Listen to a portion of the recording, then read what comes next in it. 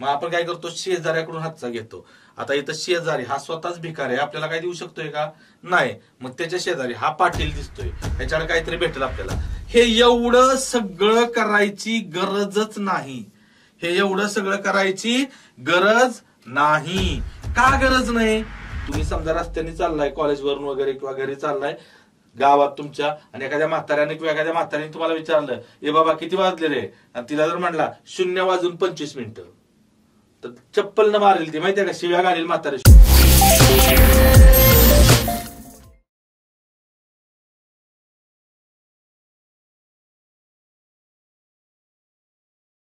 नमस्कार मित्रांनो, कसे आहात? मस्त मजेत, अभ्यास चालू आहे. ओके, मी प्राध्यापक नितीन सत्रे आपल्या सर्वांचं वेनेटर करिअर्सच्या ऑनलाईन प्लॅटफॉर्मवरती स्वागत करतो. मित्रांनो, पाठीमागच्या सेशन मध्ये आपण घड्याळ प्रकरणाला सुरुवात केलेली होती. आणि घड्याळ प्रकरणातलं जे अगदी बेसिक जे टाईप होते, पहिला टाईप कोणता होता? तर दशांश अपूर्णांकात दिलेली वेळ तास, मिनिट आणि सेकंदात लिहिणं. दुसरा प्रकार होता आरशातील प्रतिमा. ओके, तर या गोष्टी आपण कालच्या सेशनला आपण पाहिलेल्या आहेत, बरोबर? की आरशातील प्रतिमा आणि दशांश अपूर्णांकात दिलेली वेळ तास, मिनिट आणि सेकंदात लिहिणं. आजच्या सेशनला आपण तिथून पुढे स्टार्ट करणार आहोत. आजच्या सेशनचा स्टार्ट आपण अतिशय महत्वाच्या प्रकारानं करूया. महत्वाचा प्रकार म्हणजे काय? तर घड्याळावरती आतापर्यंत सर्वात जास्त प्रश्न ज्या प्रकारावरती विचारले त्याच प्रकारानं सुरुवात करूया. तो प्रकार म्हणजे काय? तर घड्याळाच्या काट्यांमधील अंशात्मक अंतर. लक्षात ठेवा, काय? तर घड्याळाच्या काट्यांमधील अंशात्मक अंतर. घड्याळाच्या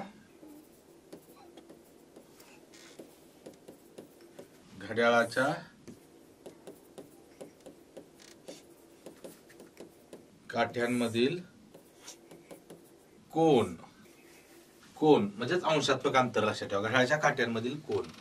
आता याच्यामध्ये सिस्टीम काय आहे तुम्हाला मी थोडक्यात सांगतो. की एक सिंपल म्हणजे तुम्ही एक फॉर्म्युला जर लक्षात ठेवला, आता जास्त डीप मध्ये न जाता मी तुम्हाला डायरेक्ट सांगतो की जास्त ताण घेऊच नका याच्यात. पण ह्याच्यावर सर्वात जास्त प्रश्न याच्यावरती विचारलेत ना, तर याला एक सिंपल आहे की काय फॉर्म्युला आहे त्याचा, सूत्र काय आहे त्याचं? तर कोन बरोबर 30 गुणिले तास वजा 11/2 मिनिट. हा फॉर्म्युला लक्षात ठेवा. काय आहे फॉर्म्युला? 30 गुणिले तास वजा 11/2 मिनिट. ओके, तर एवढंच लक्षात ठेवा. आता का, कसं, काय, जास्त ताण घ्यायची गरज नाही. आता तास म्हणजे काय? समजा तुम्हाला कोणताही प्रश्न विचारला की 5 वाजून 10 मिनिट, 5 वाजून 10 मिनिटांनी घड्याळाच्या काट्यांमध्ये होणारा अंशात्मक कोन किती? तर ही 5 ही किंमत असते ती कशाची असते? तासाची. आणि 10 काय आहे तिथं? मिनिट. या तासाच्या जाग्यावरती हे 5 किंमत ठेवायची आणि मिनिटांच्या जाग्यावरती 10 किंमत ठेवायची. कॅल्क्युलेशन करायचं आणि जे उत्तर येईल ते उत्तर कोणाचं माप असतं. बस, याच्यापेक्षा वेगळं काय करायचं नाही. ओके, तर आता बघा, सिंपल इथपर्यंत झालं. आपण डायरेक्ट आता प्रश्न बघूया.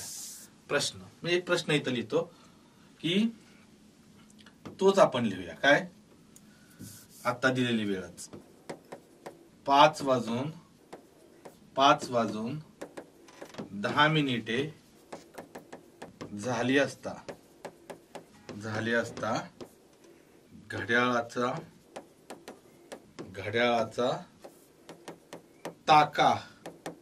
ताका म्हणजे तास काटा व मिका म्हणजे मिनिट काटा यांच्यातील कोन किती मापाचा असेल?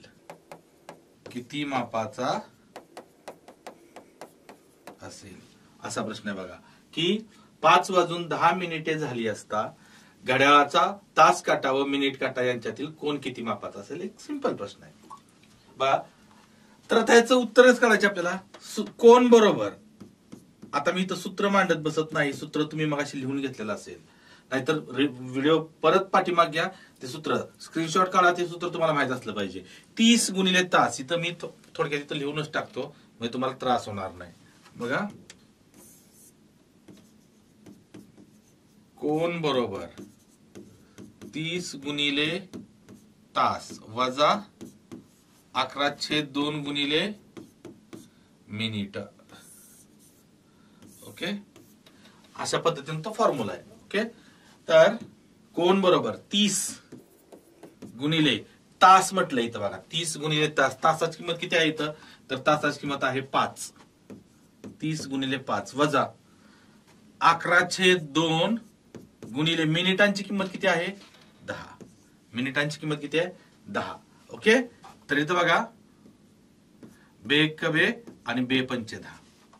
आता इथं बघा गुणाकार करायचा आहे. 30 5 150, 3 5 15 आणि 0 वजा 11 5 55. 150 मधून 55 वजा करायचे. 150 मधून 55 वजा करताना 50 वजा केलं तर 100 आणि वरचे 5 वजा केलं तर 95. तोंडी येतं, तोंडी नाही जमलं तर असं वजा करा. 0तून 5 जात नाही, 10तून 5 गेलं 5, इथं 4 राहिलं. 4तून 5 जात नाही, 14तून 5 गेलं 9. तर उत्तर किती आलं? 95 डिग्री. संपला विषय, काहीच अवघड नाही, काय त्रासदायक आहे का? फॉर्म्युला फक्त हा लक्षात ठेवायचा आहे. 30 गुणिले तास किंवा 30H तुम्ही असं जर लक्षात ठेवलं, angle is equal to 30 into H minus 11/2 into M. लक्षात ठेवा, H म्हणजे आर्स तास आणि M म्हणजे मिनिट. 30 गुणिले तास 30H वजा 11/2 M एवढंच लक्षात ठेवायचे, तुम्हाला उत्तर येऊन जातात. ओके, कसंही लक्षात ठेवा तुम्ही, अशा पद्धतीने ठेवा, नाही तर कसंही ठेवा. ओके, चला पुढचा प्रश्न. आता मी डायरेक्ट फक्त वेळ देतो, फक्त मी काय करतो आता, वेळ देतो तुम्हाला कोण काढायचे. ओके, वेळ देतो फक्त. इथं प्रश्न तुम्हाला 4-5 प्रश्न मी देतो, 4-5 म्हणण्यापेक्षा एकच घेऊया, एकच प्रश्न. 6 वाजून 11 मिनिट. 6 वाजून 11 मिनिट. 6 वाजून 11 मिनिट असं आहे. तुम्ही काय करू शकाल? 6 वाजून 11 मिनिटाचं याचं उत्तर तुम्ही कसं काढाल? ठीक आहे, तुमचा प्रयत्न चालू आहे. तुम्ही व्हिडिओ पॉज करू शकता आणि उत्तर काढू शकता. तर बघा आता, कोण बरोबर 30 गुणिले 6, तासाची किंमत 6 वजा 11/2 गुणिले 11. इथं प्रॉब्लेम काय होतोय बघा, तर इथं कॅल्क्युलेशन करायला थोडासा त्रास होतोय. कसा त्रास होतोय? तर हे 3 सक्क 18 म्हणजे 180 वजा इथं आता जर तुम्ही 2 भाग दिला, बे एक बे, इथं बे पंचे 10 उरले 1, घ्यायला काहीच नाही, इथं आपण टिकली घेतो आणि इथं 0 म्हणजे बे पंचे 10. ओके, 2 भाग दिला 5.5 आलं. मग 11 पंचे 55 ला 5 उरले 5 आणि 11 पंचे 55 आणि 5 60. टिकलीनंतर 1 घर आहे, तर इथं टिकलीनंतर 1 घर ठेवायचं, टिकलीनंतर 1 घर ठेवायचं. बघा गणितामध्ये दशांश अपूर्णांकात आपण हे कसं करायचं ते सांगितलेलं आहे. ओके, दशांश अपूर्णांकाचं की दशांश अपूर्णांकांची बेरीज वजाबाकी गुणाकार भागाकार या घटकामध्ये. तर 180 वजा 60.5 जर यांची जर वजाबाकी केली, 180 इथं पॉइंट इथं असतो 0.0 आणि इथं 60.5 ही वजाबाकी करायची आपल्याला. ही वजाबाकी बघा, आता ही वजाबाकी करताना आपण काय करतोय, चला हातच्या पण बघूया. हे 0तून 5 जात नाही, मग आपण काय करतो, शेजाऱ्याकडून हातचा घेतो. आता इथं शेजारी हा स्वतःच भिकार आहे, आपल्याला काय देऊ शकतोय का? नाही. मग त्याच्या शेजारी हा पाटील दिसतोय, ह्याच्याकडे काहीतरी भेटेल आपल्याला. मग इथून एक हातचा घेतला, इथं राहिले 7, इथं झाले 10. आता हा पाटील झाला बघा, याला जॅकपॉट लागला, झाला श्रीमंत. मग परत ह्याच्याकडून 1 घ्या, इथं 9 राहिले, इथं झाले 10. 10तून 5 गेले 5, टिकलीच्या जागेवरती टिकली. 9तून 0 गेले 9, 7 6 गेलं 1 आणि हे 1, तर उत्तर किती आलं? 119.5 अंश. किती आलं? 119.5 डिग्रीज. ओके. सूत्र. आता ह्या सूत्रात आणखी काही बदल आहेत, थोडेसे बदल आहेत, ते मी उदाहरणात ते बदल कसे करायचे. 119.5 हे उत्तर आले, हेच बरोबर आहे. सरळ असंच करायचे, लक्षात ठेवा. ओके. अजून एक प्रश्न देतो मी इथं. अजून एक प्रश्न. 1:22 1:22 होणारा कोण किती असेल? 1:22 होणारा कोण किती असेल, असा प्रश्न आहे. चे उत्तर काढताना थोडस बघा, थोडासा बदल केलेला आहे प्रश्नामध्ये.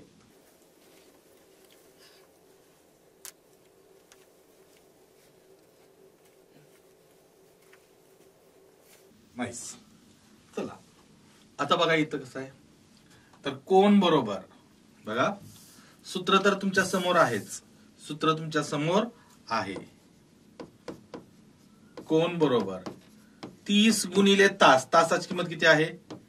1 वजा 11/2 गुणिले मिनिट किती आहेत? 22. ओके. इथं 30 एक्के 30 वजा इथं बे एक्के बे, इथं बे एक्के बे आणि बे एक्के बे. 11 गुणिले 11 म्हणजे 11चा वर्ग. 11चा वर्ग किती असतो? तर 11चा वर्ग असतो 121. आता 30 मधून 121 वजा होत नाही. अशी कंडिशन आली तर काय करायचं नेहमी लक्षात ठेवा. तर 30 मधून 121 वजा होत नाही ना, तर 121 मधून 30 वजा करायचं. मोठ्या संख्येतून लहान संख्या वजा करायची. 121 वजा 30. 1तून 0 गेलं 1 आणि 12तून 3 गेले 9. तर किती आलं इथं उत्तर? किती आलं? 91. ह्या मायनसचा विचार करायचा नाही, लक्षात ठेवा. मोठ्या संख्येतून लहान संख्या वजा करायची असं. ओके. तर त्या वजा चिन्हाचा विचार करायचा नाही, हा एक बदल लक्षात ठेवा. ह्या दोन किमतींपैकी म्हणजे लक्षात ठेवा, हे 30 गुणिले तास वजा 11/2 गुणिले मिनिट, असं आहे की नाही. तर ह्याची एक किंमत येईल, ह्याची एक किंमत येईल आणि ह्याची एक किंमत येईल. त्यांच्यातली वजाबाकी करायची.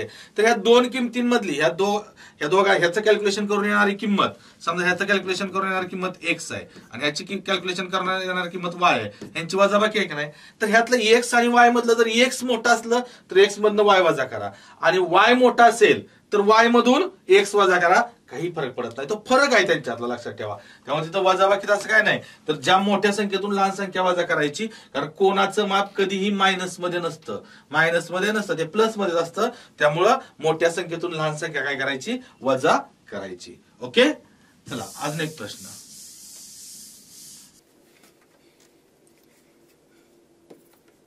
8 वाजून 2 मिनिटांनी होणारा कोण? 8 वाजून 2 मिनिटांनी होणारा कोण किती असेल?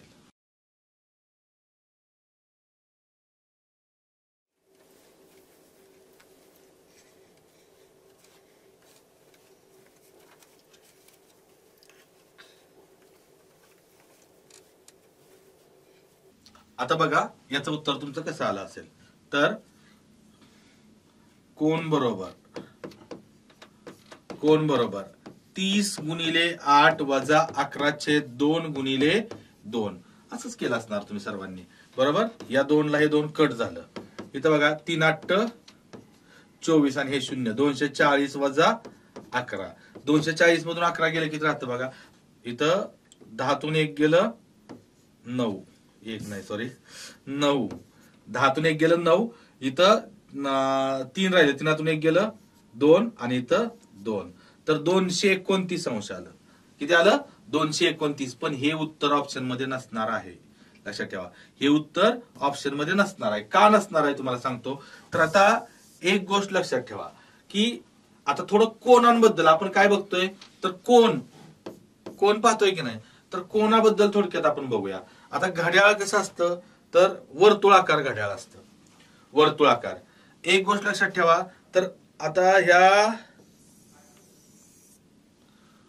हा असा वर्तुळ आहे समजा. ह्या संपूर्ण वर्तुळाचं माप तर किती असणार आहे बघा. संपूर्ण वर्तुळाचं माप जर आपल्याला घ्यायचं असेल तर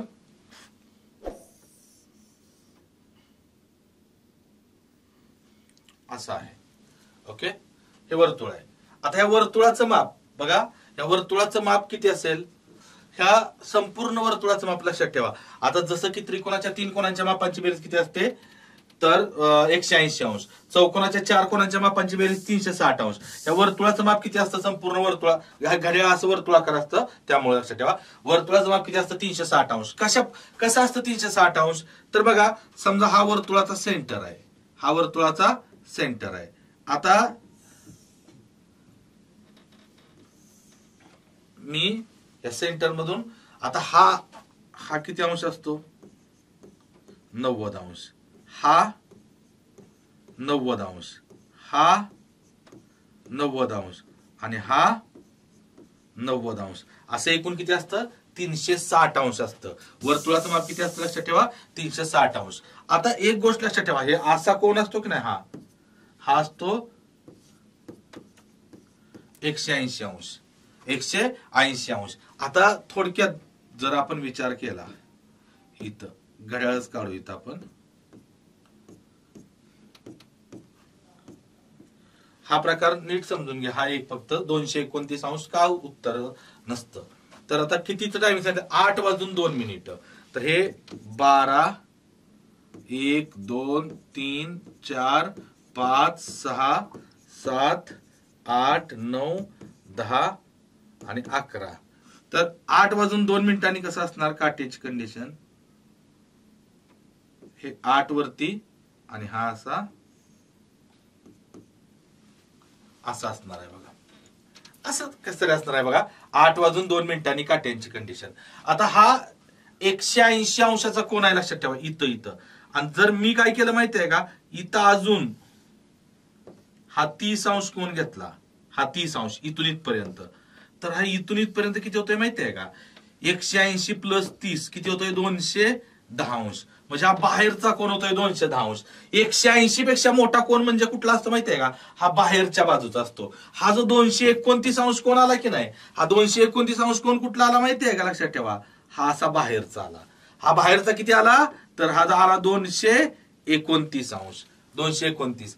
तर तुम्हाला नेहमी कोण कुठला विचारला जातो? तुम्हाला नेहमी कोणता विचारला जातो? तर जो आतल्या बाजून असतो, काट्यांच्या आतल्या बाजूला जो कोण होतो ना, तो कोण विचारला जातो लक्षात ठेवा. मग हा बाहेरचा कोण आणि हा आतला कोण यांची एकूण बेरीज किती असते? 360 अंश असते. 360 म्हणजे आतला कोण काय होणार माहितीये का? 360 वजा जर 229 केलं, 360 वजा 229, 10तून 9 गेलं 1, 5तून 2 गेलं 3 आणि 3तून 2 गेलं 1, तर हा किती असणार आहे? 131 अंश.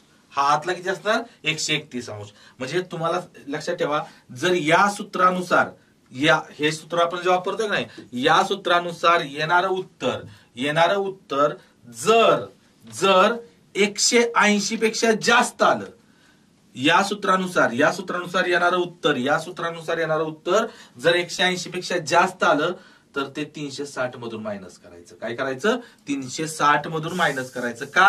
तर लक्षात ठेवा, 180 पेक्षा मोठा कोण म्हणजे हा बाहेरच्या बाजूचा कोण असतो. आणि 8 वाजून 2 मिनिटांनी होणारा इथला कोण आपल्याला काढावा लागतो, हे कायम लक्षात असू द्या. मग इथं फायनल आन्सर आपलं काय असणार माहितीये का? तर फायनल आन्सर काय असणार? 360 वजा 229. 10तून 9 गेलं 1, इथं 5 राहिलं, 5तून 2 गेलं 3 आणि इथं 3तून 1 गेलं, 3तून 2 गेलं 1. तर उत्तर किती आलं? 131 डिग्रीज. 131 अंश एवढं काय झाला? तर हे आपलं फायनल आन्सर झालं. लक्षात ठेवा, हे काय झालं? हे फायनल आन्सर. तर मी तुम्हाला फक्त याच्यात लक्षात ठेवा की याच्यात एक नोट कायम लिहून ठेवा लक्षात. काय नोट आहे ती? तर ती नोट काय आहे? या सूत्रानुसार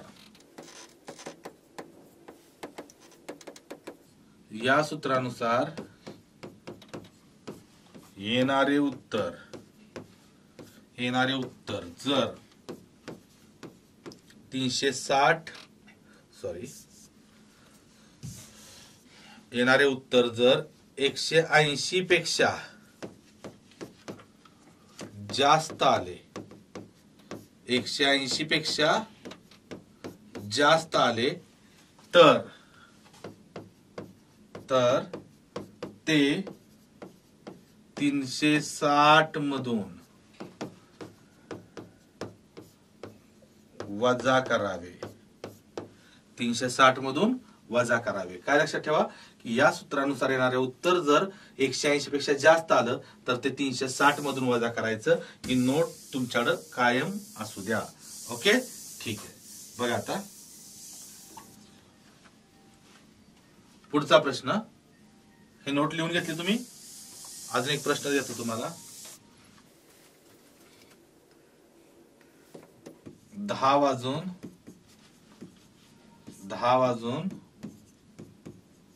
12 मिनिट. 10 वाजून 12 मिनिटांनी होणारा कोण किती मापाचा असेल? बघा प्रयत्न करून.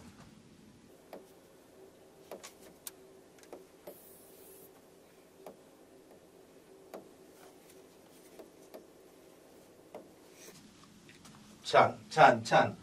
मला तर पूर्ण खात्री आहे तुमचं उत्तर अगदी एकदम बरोबर आलं असणार. एकदम. बघा कोण बरोबर. 30 गुणिले 10 वजा 11/2 गुणिले 12. ओके, बेक बे इथं बेसक्क 12. गुणाकारात फक्त आपण काटाकाटी करू शकतो. 30 10 300 वजा 11 सक्क 66. तर बघा इथं 10तून 6 गेले 4, 9तून 6 गेले 3 आणि इथं 2 राहिले 234. हे कशापेक्षा जास्त आहे? 180 पेक्षा जास्त आहे. इथं मी लिहितो वाटलं तर काय, तर 180 पेक्षा काय आहे? जास्त आहे. मग 180 पेक्षा जास्त असलं तर काय येतं आपल्याला? म्हणून फायनल आन्सर लक्षात ठेवा. फायनल आन्सर काय करायचं? 180 पेक्षा जास्त असेल तर ते 360 मधनं वजा करायचे आहे. 360 वजा काय आले उत्तर आपलं? 234. 234 म्हणजेच किती आलं उत्तर? 10तून 4 गेले 6, 5तून 3 गेले 2 आणि 3तून 1 गेलं 1. उत्तर काय आलं? 126 डिग्रीज. किती आलं? 126 अंश. अगदी बरोबर. तुमचं सगळ्यांचं उत्तर आता बरोबर आलेलं आहे. ओके, एकदम सोपं आहे. लक्षात ठेवा, काही अवघड नाही याच्यामध्ये. आता अजून एक प्रश्न तुम्ही सोडणार आहात. कोण काढतोय आपण? लक्षात ठेवा. 12 वाजून 15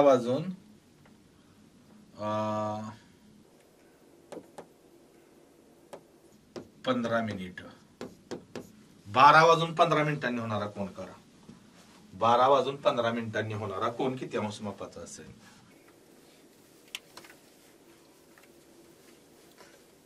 चला पट पट पट पट पट उत्तर करा. 12 वाजून 15 मिनिटांनी होणारा कोण किती मापाचा असेल?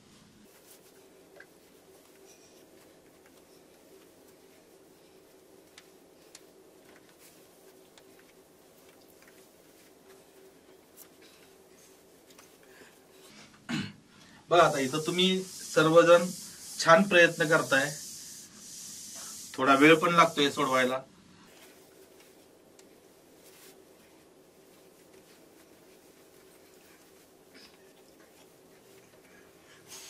बघा आता व्हिडिओ पॉज करून तुम्ही कदाचित उत्तर काढायचा प्रयत्न केला असेल ही, किंवा व्हिडिओ पॉज करून उत्तर जोपर्यंत निघत आहे तोपर्यंत तुमचं उत्तर निघत नाही तोपर्यंत व्हिडिओ पॉजच ठेवा आणि उत्तर निघाल्यानंतर चेक करा की तुमचं आणि इथलं उत्तर बरोबर आहे का. आता लक्ष द्या, सगळेजण ह्याचं उत्तर काढताना काय करतात विद्यार्थी, मी तुम्हाला सांगतो. हाच फॉर्म्युला आहे. फॉर्म्युला काय वेगळा नाही. मग बघा आता इथं कोण बरोबर 30 गुणिले तासाची किंमत किती आहे इथं? 12 वजा 11/2 गुणिले मिनिटांची किंमत किती आहे? 15. असं घेतात. ओके, आता इथं बघा, इथं 12 त्रिक 36 आणि 0 360 वजा. आता इथं बे इथं बे 7 ते 14 14 उरले 1. इथून घेतला पॉइंट आणि इथं आला 0 बे 5 10 म्हणजे 7.5 आलं.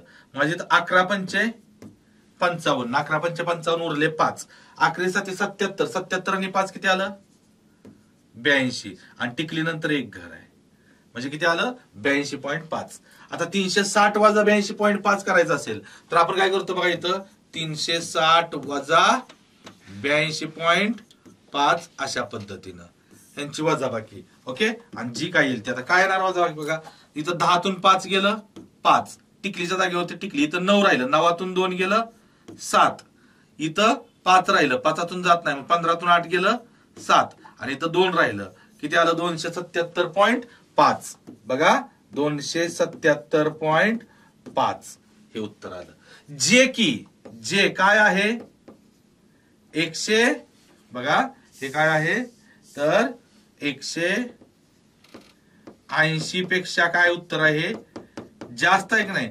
मग 180 पेक्षा जास्त आल्यानंतर आपण काय करतो 360 मधून काय करतो वजा करतो. म्हणून लक्षात ठेवा फायनल आन्सर बरोबर 360 वजा 277.5 बरोबर नाही. मग आता इथं आता 360 वजा 277.5 वजा 277.5 ह्यांची वजाबाकी. बघा प्रत्येक विद्यार्थी असंच करतो आणि हे करावंच लागतंय बरोबर नाही. म्हणजे असंच आहे कारण हे का करावं लागतंय तर मीच सांगितलंय, मीच शिकवलंय बरोबर नाही. 10तून 5 गेलं 5, टिकलीच्या जागेवरती टिकली. आता इथं 9 राहिलं, 9तून 7 गेलं 2, 9तून 7 गेलं 2, इथं 5 राहिलं, 5तून 7 जात नाही, 15तून 7 गेलं 8, आणि इथं 2 2 गेलं 0. म्हणजे उत्तर किती आलं हो, उत्तर किती आलं 82.5 अंश असं उत्तर आलं की नाही. आणि हे उत्तर सगळ्यांचं बरोबर आहे, सगळ्यांनी बरोबर उत्तर काढलं. आता मी तुम्हाला सांगतो बघा, हे एवढं सगळं करायची गरजच नाही. हे एवढं सगळं करायची गरज नाही. का गरज नाही तर अगोदरच्या लेक्चरमध्ये मी तुम्हाला एक सांगितलंय. आता तुम्ही म्हणणार की बाबा हेच करायचे आहे असं आत्ताच्या लेक्चरला तू सांगितले, पाठीमागं काय सांगितलंय ते इथं बडबड करू नको असं तुम्ही बिनधास्त म्हणू शकताय. तू अगोदर काय सांगितलंय, मागच्या लेक्चरला काय सांगितलंय ते सांगू नको. आता काय सांगितलंय हे असं करायचंय आणि येणार उत्तर 180 पेक्षा जास्त आलं तर ते 360 मधनं वजा कर असं तू आत्ताच ओरडू सांगितलंय. आणि तू स्वतः सांगितलंय परत म्हणतो हे असं करू नका, हे असं करू नका. तुम्ही मला शिव्या देऊ शकताय बिनधास्त, कारण का तुम्हाला जे काय म्हणजे शिव्या दिल्या तर काही प्रॉब्लेम नाही बरोबर नाही. कारण मी सांगितलं असं करा आणि आता मीच सांगतोय असं करू नका. का करू नका तर मी बघा आरशातील प्रतिमा काढताना 11.60 मधून आपण वजा करत होतो दिलेली वेळ, आठवतंय का 11.60 मधून दिलेली वेळ वजा करत होतो. आणि त्यावेळी मी काय सांगितलं होतं, त्यावेळी मी असं सांगितलं होतं की 12ची किंमत काय घ्यायची, 12ची किंमत आठवतंय का बघा 12 इज इक्वल टू 0. 12ची किंमत काय घ्यायची 0. मग इथं 12 वाजून आहे की नाही. बघा आपलं उत्तर किती आलं होतं, फायनल आन्सर काय आलं होतं याचं, फायनल आन्सर काय आलं होतं तर 82.5 आलं होतं की नाही. भला मोठा आपण 360 मध्ये एकदा वजा केलं. आता बघा कोण बरोबर 30 गुणिले तासाची किंमत 12 आहे. मग 12ची किंमत किती घ्यायची, 12ची किंमत किती घ्यायची आपल्याला 0. 30 गुणिले 0 वजा 11/2 गुणिले मिनिटांची किंमत किती आहे 15. 30 गुणिले 0 काय येतं 0 वजा इथं बे 1 बे, इथं बे 7 14 उरले 1 आणि बे 5 10 7.5 येणार.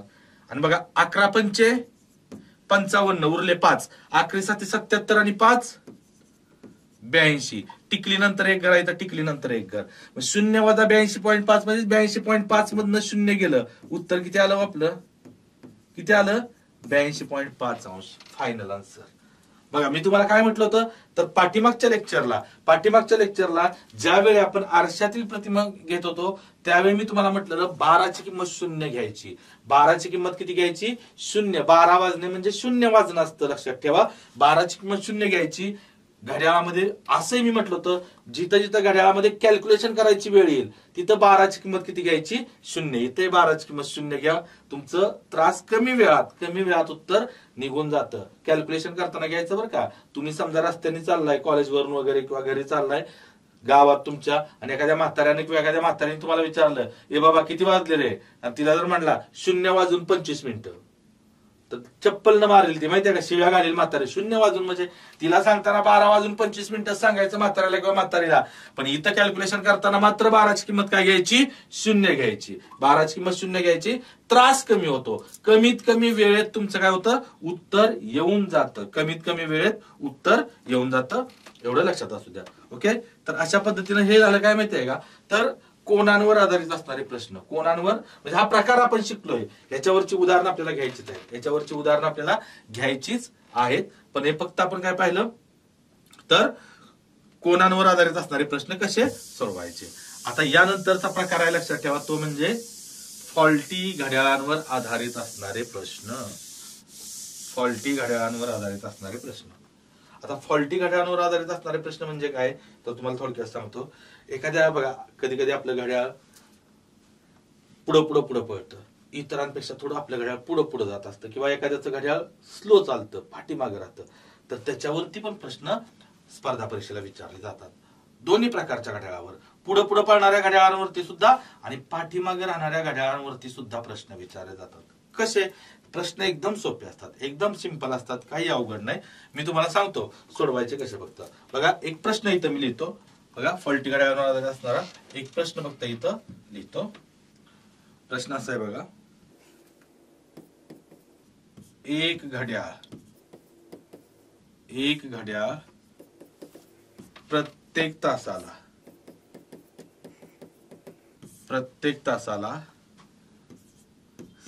6 मिनिट पुढे जाते. एक घड्याळ प्रत्येक तासाला 6 मिनिट पुढे जाते. ते सकाळी 5 वाजता योग्य वेळेनुसार लावले. योग्य वेळेनुसार लावले तर दुपारी 3 वाजता ते घड्याळ कोणती वेळ दर्शवेल असा प्रश्न आहे. लक्षात ठेवा. प्रश्न काय आहे? एक घड्याळ प्रत्येक तासाला 6 मिनिट पुढे जाते. ते सकाळी 5 वाजता योग्य वेळेनुसार लावले. बरोबर लावलं म्हणजे आपण बरोबर लावतो ना, तसं बरोबर लावलं तर दुपारी 3 वाजता ते घड्याळ कोणती वेळ दर्शवेल. आता कोणती वेळ दर्शवेल असा प्रश्न जर विचारला ना, तर तुम्हाला फक्त काय करायचंय, आता हे घड्याळ पुढे पुढे पळणार घड्याळ पुढे जाणार, मग ते घड्याळ एकूण किती पुढे जाणार आहे. समजा 4 मिनिट पुढे गेलं तर 3 वाजता इतरांच्या घड्याळ 3 वाजतील, तर त्या घड्याळ 3:04 होतील. म्हणजे तुम्हाला वेळ विचारली, कोणती वेळ दर्शवेल, पण काढायचं आहे का आपल्याला इथं किती मिनिटं पुढे जाते घड्याळ. ते पुढे जाणारी मिनिटं फक्त काढायचे आहेत. पुढे जाणारी मिनिटं काढली की तुम्हाला वेळ सांगता येईल. तर आता बघा इथं पुढे जाणारी मिनिटं,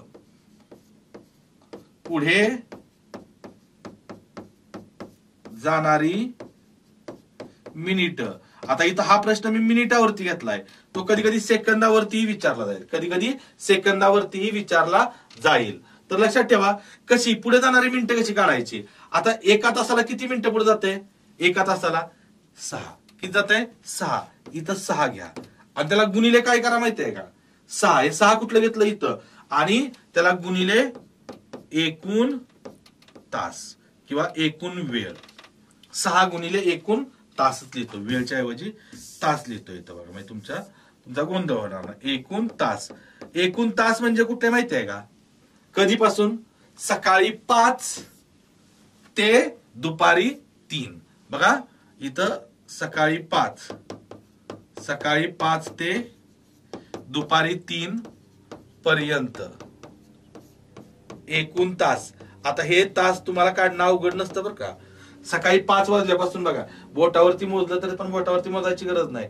5 वाजल्यापासून ते 10 वाजेपर्यंत 5 तास, 5 आणि 5 10, 10 पुढे 12 वाजेपर्यंत आणखी 2 तास, 7 तास, आणि 12 पासून 3 पर्यंत 3 तास, असे 10 तास होतात. एकूण तास किती झाले? एकूण तास किती झाले? 10.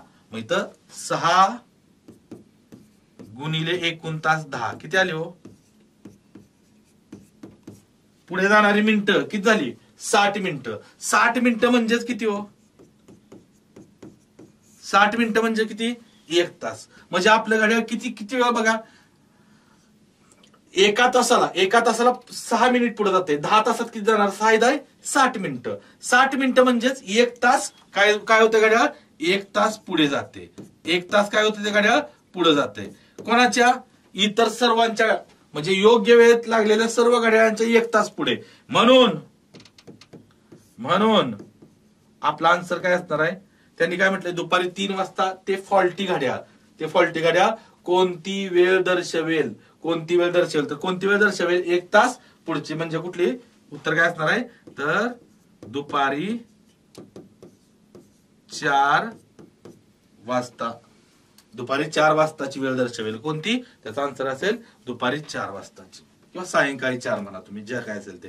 3च्या नंतर 4, 1 तास पुढची ती वेळ दर्शवणार आहे. दुपारी 4ची वेळ दर्शवणार आहे. Okay, done. यात काही प्रॉब्लेम नाही तुम्हाला. आता सेम प्रश्न, थोडासा बदल करतो बघा.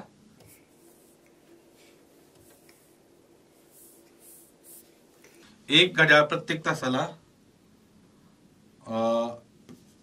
4 सेकंद मागे राहते. ते घड्याळ बघा, ते घड्याळ दुपारी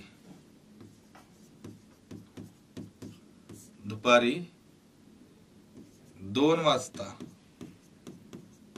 दुपारी 2 वाजता योग्य वेळेनुसार लावले तर योग्य वेळेनुसार लावले तर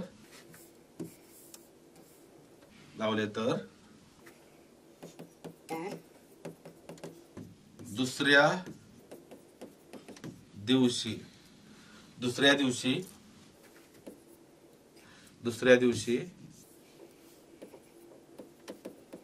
दुपारी 2 वाजता ते घड्याळ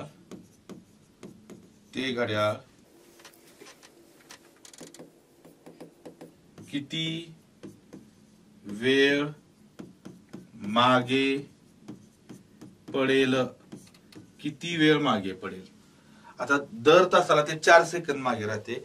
ते दुपारी 2 वाजता योग्य वेळेनुसार लावले तर दुसऱ्या दिवशी दुपारी 2 वाजता ते घड्याळ किती वेळ मागे पडेल?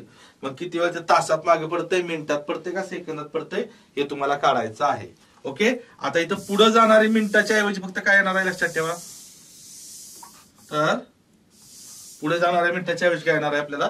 मागे राहणारी, आता सेकंदात मागे पडते. तर बघा, मागे पडणारे सेकंद, मागे पडणारे सेकंद काय घ्यायचे आहेत लक्षात ठेवायला? तर एक प्रत्येक तासाला किती सेकंद पाठीमागे राहते? 4 गुणिले एकूण तास. हे एकूण तास कुठले घ्यायचे आहेत आपल्याला? एकूण तास तर दुपारी 2 ते उद्या दुपारी, दुसऱ्या दिवशी दुपारी 2.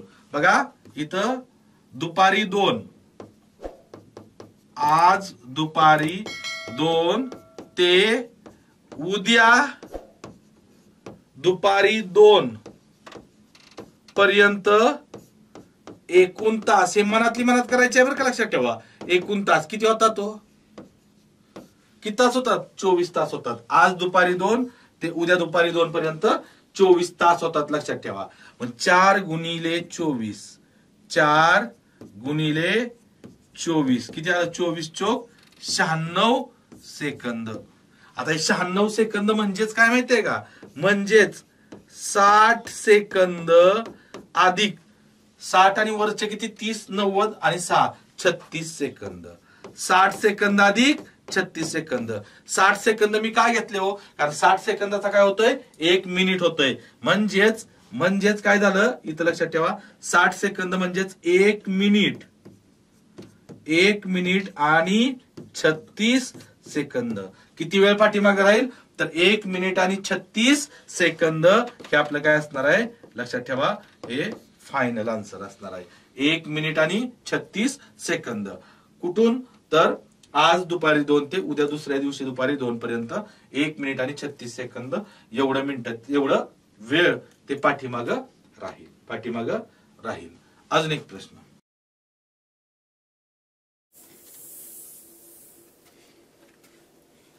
एक घड्याळ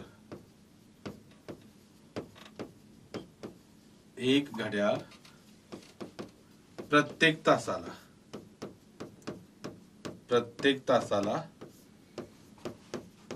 5 सेकंद पुढे जाते.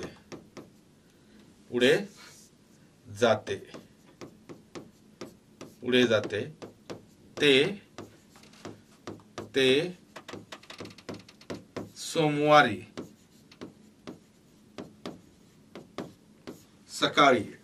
सोमवारी सकाळी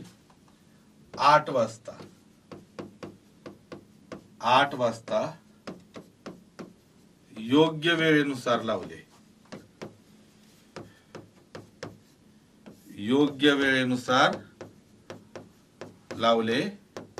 तर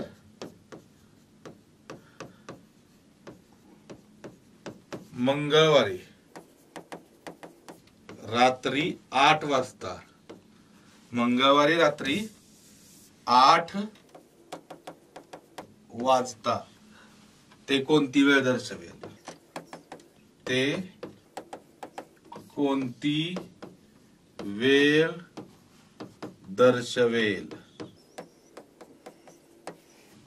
दर्शवेल. एक घड्याळ प्रत्येक तासाला 5 सेकंद पुढे जाते. ते सोमवारी सकाळी 8 वाजता योग्य वेळेनुसार लावले तर मंगळवारी रात्री 8 वाजता ते कोणती वेळ दर्शवेल, असा प्रश्न आहे. थोडासा प्रयत्न करा मित्रांनो, हा प्रश्न तुम्हाला आरामात इझिली सुटू शकतो. थोडासा जरी वेळ लागत असेल तर व्हिडिओ पॉज करा, पण तुम्ही सोडवण्याचा अगदी मनापासून प्रयत्न करा. काय करता येईल ते बघा. वेळ विचारले इथं.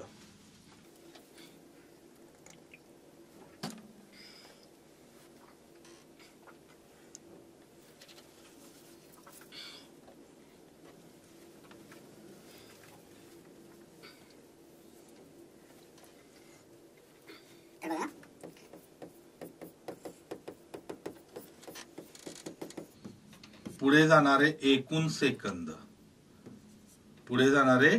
एकूण सेकंद कसे काढणार तुम्ही आता, तर प्रत्येक तासाला किती सेकंद पुढे जाते, 5 गुणिले एकूण तास. 5 गुणिले एकूण तास. आता एकूण तास कुठले घ्यायचे आहेत लक्षात ठेवा, तर इथं मी घेतो सोमवारी सकाळी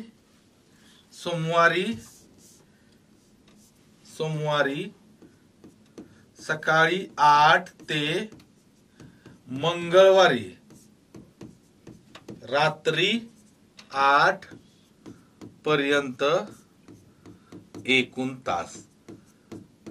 हे तोंडीच काढायचं लक्षात. सोमवारी आता लक्षात घ्या, सोमवारी सकाळी 8 ते मंगळवारी रात्री म्हटलंय. मग सोमवारी सकाळी 8 ते मंगळवारी सकाळी 8 24 तास होतील. एक दिवस कंप्लीट होतोय. सोमवारी सकाळी 8 ते मंगळवारी सकाळी 8 किती होतोय, तर 24 तास होत आहेत. आणि सकाळी 8 ते रात्री 8 पर्यंत 12 तास होतात. मग 24 आणि 12 किती झाले 36 तास. किती झाले 36 तास. ओके, 36 तास. मग हे झाले 36 तास. मग इथं फक्त काय करा माहिती आहे का, इथं 5 गुणिले 36 एकूण तास. पुढे जाणारे सेकंद मिळणार आहेत आपल्याला लक्षात ठेवा. कोणत्याही संख्येची 5 पट करताना तिची 10 पट करून निम्मी करा किंवा 5 न गुणा डायरेक्ट. 5 सक्क 30 उरले 3 आणि 5 त्रिक 15 आणि 3 18. 180 सेकंद. आता 180 सेकंद म्हणजेच किती हो, 180 सेकंद म्हणजेच किती, तर 3 मिनिट. तर पुढे किती जात आहे? 180 सेकंद पुढे जात आहेत, म्हणजे 3 मिनिटं पुढे जात आहे. 3 मिनिटं पुढे जात आहेत की नाही, म्हणून आपलं फायनल आन्सर काय असणार आहे? ते घड्याळ कोणती वेळ दर्शवणार आहे? तर ते घड्याळ कोणती वेळ दर्शवणार आहे? 3 मिनिटं पुढची वेळ दर्शवणार आहे. म्हणजे 8:03 मिनिटं हे आपलं काय असणार आहे? तर हे आपलं फायनल आन्सर असणार आहे. किती? 8:03 मिनिटं. हे फक्त नीट लक्षात ठेवा. पुढे जाणारे सेकंद कसे काढायचे आहेत? एकूण तासाला 1 तासात पुढे जाणारा वेळ घ्यायचा, फक्त गुणाकार करायचे. 5 का घेतलेला आहे? तर 1 तासाला किती सेकंद पुढे जाते? 5 सेकंद. आणि एकूण तास किती आहेत? तर सोमवारी सकाळी 8 ते मंगळवार रात्री 8 पर्यंत एकूण तास होतात 36. 5 गुणिले 36 180. 180 सेकंद म्हणजे 3 मिनिटं. आणि 3 मिनिटं पुढे जाते, म्हणजे ते इतरांच्या गाड्यात मंगळवार रात्री 8 वाजलेत, त्यावेळेस आपलं फॉल्टी गाड्या सगळ्यांच्या पुढे 3 मिनिटं गेलेलं असणार. म्हणजे त्यात किती वाजले असणार? 8:03 मिनिटं झालेली असणार. ओके, चला आता सेम असाच प्रश्न, असाच प्रकार, फक्त इथं एक घड्याळ दिलं. आता कधी कधी तुम्हाला 2 घड्याळ देतील, 2 फॉल्टी घड्याळांची तुलना असेल, तर त्याच्यावरती प्रश्न कसा असेल बघा. 2 तुलना असणारे 2 फॉल्टी घड्याळावरती. तर बघा प्रश्न असा आहे, 2 घड्याळांपैकी 2 घड्याळांपैकी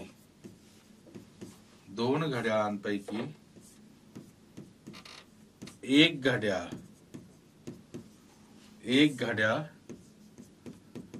प्रत्येक तासाला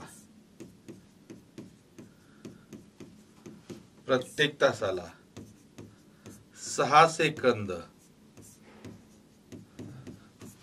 मागे पडते, 6 सेकंद मागे पडते, व दुसरे घड्याळ प्रत्येक तासाला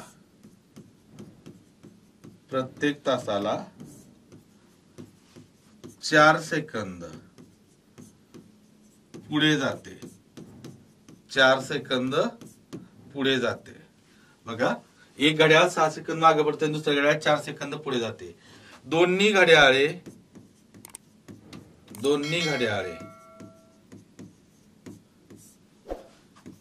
सकाळी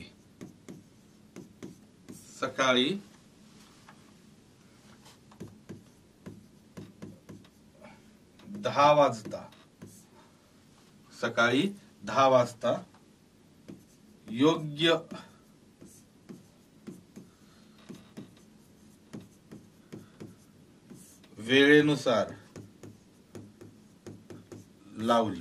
योग्य वेळेनुसार लावली, तर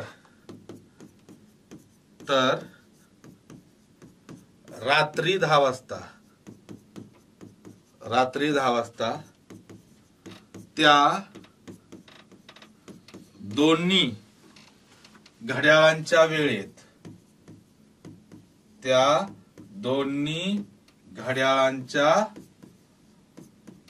वेळेत कितीचा फरक पडेल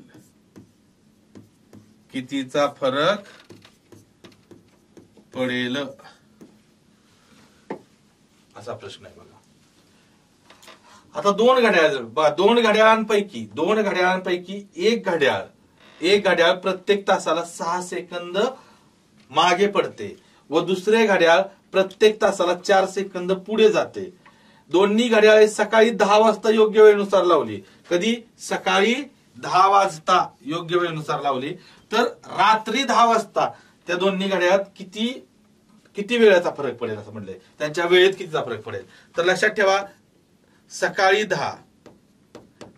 10 ते रात्री 10 पर्यंत पहिले एकूण तास हे तोंडी निघते. लक्षात ठेवा, तोंडीच निघणाऱ्या वेळा असतात. एकूण तास किती? एकूण तास होत आहे तो 12. किती होत आहेत? 12. सकाळी 10 ते रात्री 10 पर्यंत एकूण तास किती होतात? 12 तास होतात. बरोबर की नाही? तर आता बघा की वेळेतील फरक, घड्याळांच्या वेळेतील फरक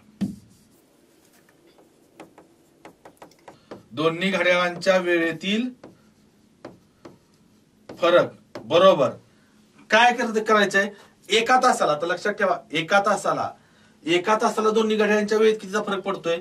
आता बघा समजा हे पहिलं घड्याळ आहे, एक घड्याळ आहे की नाही, एक घड्याळ 6 सेकंद मागे राहते, एक घड्याळ 6 सेकंद पाठीमागे राहते आणि दुसरं घड्याळ 4 सेकंद पुढे जाते, 4 सेकंद पुढे जाते. तर लक्षात आता उदाहरणार्थ 1 सेकंद समजा ही वेळ आहे, आता पहिलं घड्याळ आहे की नाही, हे पहिलं घड्याळ हे 6 सेकंद इकडे लक्षात ठेवा, इकडे माग आहे, ही योग्य वेळ आहे आणि इकडं पुढे आहे, समजा इकडं पुढे आहे. तर हे पहिलं घड्याळ आहे की नाही, पहिलं घड्याळ हे 6 सेकंद काय झालं पाठीमागे राहिलं, 6 सेकंद मागे राहिलं. आणि दुसरं घड्याळ आहे की नाही, हे दुसरं घड्याळ हे 4 सेकंद काय झालं, हे 4 सेकंद काय आलं पुढे गेलं. बघा योग्य वेळेच्या एक घड्याळ 6 सेकंद पाठीमागे राहिलं आणि एक घड्याळ 4 सेकंद पुढे गेलं, 4 सेकंद पुढे गेलं. तर लक्षात ठेवा इथून इथपर्यंत हे 6 आणि हे 4 एकूण किती सेकंदाचा फरक पडला हो, किती सेकंदाचा फरक पडला 10 सेकंद. त्यांच्यामध्ये बरेच जण काय करतात 6 सेकंद आणि 4 सेकंदाचा 2 सेकंदाचा फरक घेतात. 2 सेकंद फरक नसतो. लक्षात ठेवा एक घड्याळ मागे जात असेल आणि एक घड्याळ पुढे जात असेल तर त्यांच्यातला फरक हा त्यांच्या बेरजे एवढा असतो. कारण हे घड्याळ हे योग्य वेळ आहे, ही काय आहे, ही योग्य वेळ आहे. लक्षात ठेवा योग्य वेळ. आणि इथं पाठीमाग हे काय आहे माग आणि हे काय आहे पुढं. तर माग किती गेलं ते घड्याळ, एक घड्याळ माग 6 सेकंद राहिलं आणि दुसरं घड्याळ 4 सेकंद पुढे गेलं. तर त्यांच्यातला एकूण फरक किती झाला, एकूण फरक किती झाला 10 सेकंद. एका तासाला पडलेला फरक किती आहे इथं लक्षात ठेवा, तर 10 सेकंद.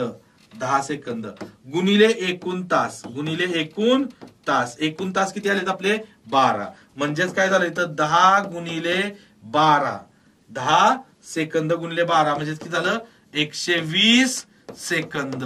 120 सेकंद, 120 सेकंद म्हणजेच किती हो 2 मिनिट. किती आलं 2 मिनिट. त्यांच्यामध्ये कितीचा फरक पडणार तर 2 मिनिटांचा फरक पडला. कितीचा 2 मिनिटांचा फरक पडलेला आहे. कशामध्ये त्या दोन घड्याळांच्या वेळेमध्ये. त्या दोन घड्याळांच्या वेळेमध्ये कितीचा फरक पडला तर 2 मिनिटांचा फरक पडला. ओके. अशा पद्धतीने फॉल्टी घड्याळांवर आधारित असणारे प्रश्न सुद्धा विचारले जातात. मित्रांनो मी तुम्हाला पुन्हा एकदा सांगू इच्छितो, जर तुम्ही हा आपला व्हेनेटर करिअरचा चॅनल सबस्क्राईब केला नसेल तर चॅनल सबस्क्राईब करा. तुम्ही म्हणणार प्रत्येक लेक्चरला तू असं का सांगतोय चॅनल सबस्क्राईब करा, का तर या कोर्स मध्ये फक्त गणित, फक्त बुद्धिमापन किंवा गणिताचं एखादं लेक्चर, बुद्धिमापनचं एखादं लेक्चर असं नाही. लक्षात ठेवा गणितचा संपूर्ण सिलेबस जो पोलीस भरतीला आहे तो अंकगणिताचा संपूर्ण सिलेबस, पोलीस भरतीला असणारा बुद्धिमापनचा संपूर्ण सिलेबस, त्याचप्रमाणे पोलीस भरतीला असणारा मराठी व्याकरणचा संपूर्ण सिलेबस, पोलीस भरतीला असणारा जीएस चा संपूर्ण सिलेबस, चालू घडामोडी, हा संपूर्ण कोर्स डिझाईन केलेला आहे आणि तो डिझाईन केलेला कोर्स तुमच्यापर्यंत पोहोचवला जातोय, तोही पूर्णपणे मोफत. हा कोर्स फक्त पोलीस भरतीचा आहे. पण या चॅनल वरती इथून पुढे फक्त पोलीस भरतीचेच कोर्स नाही तर सरळ सेवा भरती, कंबाईन, ग्रुप बी, ग्रुप सी, त्याचप्रमाणे राज्यसेवा, यूपीएससी, नीट, जेईई अशा वेगवेगळ्या स्पर्धा परीक्षांचे संपूर्ण सिलेबसचे कोर्स आपले या चॅनल वरून प्रसारित होणार आहेत. त्यामुळे हा चॅनल अतिशय महत्वाचा आहे. लक्षात ठेवा तुमच्या घरात, कारण तुम्ही पोलीस भरती करताय, तुम्ही स्पर्धा परीक्षा करताय, तुमच्या घरात कुणी स्कॉलरशिप करत असेल, लहान तुमचा भाऊ बहीण किंवा भावा बहिणींची मुलं लेकरं ते स्कॉलरशिप करत असेल त्यांनाही हा चॅनल फायद्याचा आहे. किंवा तुमच्या घरातले इतर कोणी लहान भाऊ बहीण नीट जेईई करत असतील तर त्यांच्यासाठी सुद्धा हा चॅनल महत्वाचा आहे.